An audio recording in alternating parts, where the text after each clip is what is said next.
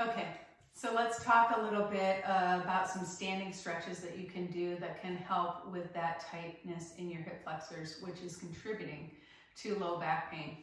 So when we're seated, when we're on the bike, this contraction is constantly occurring, and we need to counter that with some stretches that help the front of the hip flexor open up and go the other direction. So I'm going to pretend that this is my bike. I'm also going to use a wall. I'm going to show you 2 ways to do this, both at home, anywhere actually, or with using your bike.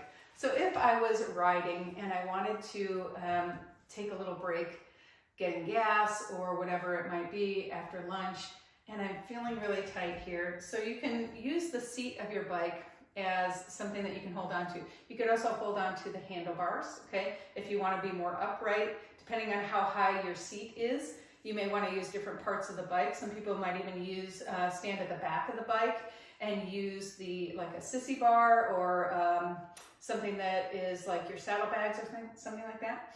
So this is a little bit low, but I'm going to pretend that this is my bike seat. And the same leg that is next to the bike is the one you're going to bend. So I'm going to bend through the front leg and bring the left leg back and just to a little bit of a lunge. Now, if I'm standing upright and have a little bit of bend in my front leg, that might be enough for some people. I can feel that stretch in the front of the hip flexor.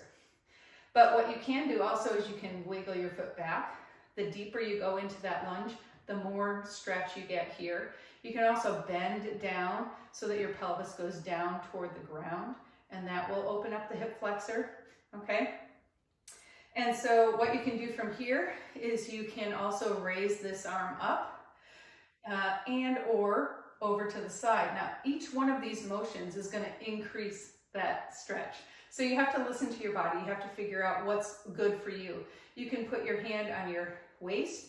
You can also put your hand behind that hip that's stretching and just put a little gentle pressure on it, right? And then we are bending that hip flexor back the other direction, which is what we want. We want to get some relief from all of that compression, and we want to stretch it back the other way. Now, you can do this also on the wall, on any wall, and you can lean your whole body into the wall, and then bend your front leg forward, lunge the back leg back, and then you can either just sit here, or you can stretch and then try to touch the wall, or rest your hand on the wall, okay? And you're getting the benefit, extra benefit of some side stretching through the ribs and through the outside of the hip. All right, so again, those are things that you can do at any time, and I hope that's been helpful.